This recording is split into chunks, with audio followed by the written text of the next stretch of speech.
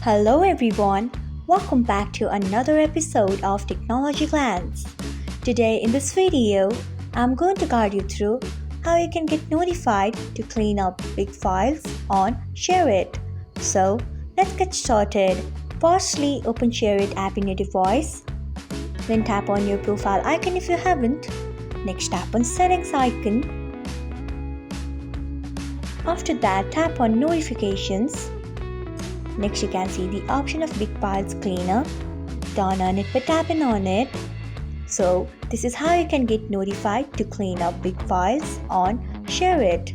Thanks for watching. If you found this guide helpful, we would love it if you hit the thumbs up button below. We upload great new tech tutorials like this one every day. So do not forget to subscribe to our channel and hit the bell icon so that you will never miss another update.